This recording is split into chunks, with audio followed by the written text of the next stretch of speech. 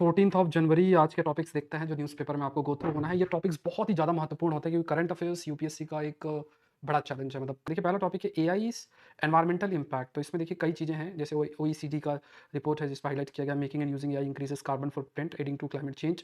इसमें कहा गया 1.8 से 2.8% of global greenhouse emission के लिए रिस्पॉन्सिबल हो सकता है। ऑल्दो एआई का कार्बन फुटप्रिंट कितना है इसका डेटा भी क्लैरिटी चाहिए। One AI prompt uses 0.24 watt per hours. फिर इसमें कहा गया कि जो लार्ज लैंग्वेज मॉडल ट्रेनिंग है उसमें लगभग 3 लाख केजी ऑफ CO2 पर मॉडल यूज़ होता है। ऐसे ही कई सारे डेटा है, ऑल्दो अभी डेटा की क्लैरिटी नहीं है। Chat GPT uses around 10x more energy देना Google search.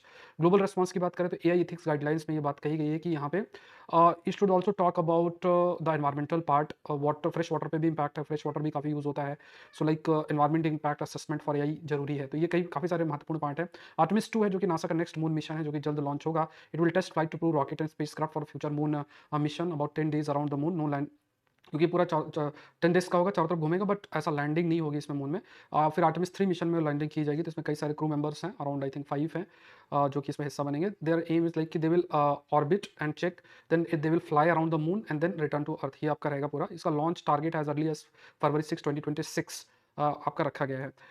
Next Geo Wind का कंसेप्ट है। ये वर्टिकल एक्सिस विंड टरबाइन है with a 20 sided icosahedron design. Omni directional है, take winds from any direction. इसमें 20 ट्रायंगुलर फेसेस हैं। It will catch the wind and create rotation and generate lift and spin.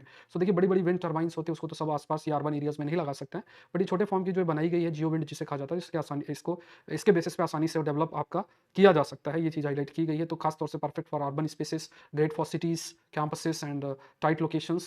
Then we have another topic. India talks a lot about mega cities, but the real change is the rapid growth of small towns. So India has about 9,000 towns and only about 500 are large cities. ज़्यादातर जो towns हैं they have below 1 lakh people. तो why small towns are growing? Because बड़े जो शहर हैं they are too costly and crowded. So jobs and capitals are shifting to smaller towns. So they are turned into economic hub, agro processing centers. वहाँ पे warehousing, logistic, construction और दूसरी चीज़ें भी हैं। मेट्रो एरियाज़ में अलग तरीके की प्रॉब्लम्स, एक्सपेंसिव है, ओवरलोडेड है, ओवर क्राउडेड है, न्यू शिफ्ट है ग्रोथ की वजह से, ग्रोथ इन स्मॉल टाउन से। तो ये महत्वपूर्ण टॉपिक्स आपके अर्बनाइजेशन कंटेक्स्ट में हो जाएंगे। स्मॉल टाउन्स में माइग्रेंट लेबर से, इनफॉर्मल वर्कर्स से, रियल एस्टेट ब्रोकर्स, मिडलमैन, ये सब कुछ है। चैलेंजेस है, poor infrastructure, water scarcity, environmental stress and weak local governance. फिर एक आपका टॉपिक है, और भी कई सारे टॉपिक है। Honourable Supreme Court on equality. तो इसमें ऑनरेबल कोर्ट ने कहा equality should start in school where rich and poor child study together. जो राइट टू एजुकेशन गोल है वहाँ पे elementary education for all children है cross class caste and economic status. तो यहाँ पे it's a Q duty of the government की ensure किया जाए कि neighbourhood school admit schools from weaker section as well. फिर सुप्रीम कोर्ट है, उसका जजमेंट है टू प्रोसिक्यूट पब्लिक सर्वेंट। इसमें दो डिफरेंट ओपिनियन है related to section 17A of prevention corruption act. एक तरफ कहा गया है कि section 17A is unconstitutional that violates article 14 and blocks basic corruption inquiries, और दूसरी तरफ कहा गया है कि section 17A should stay abuse possibility not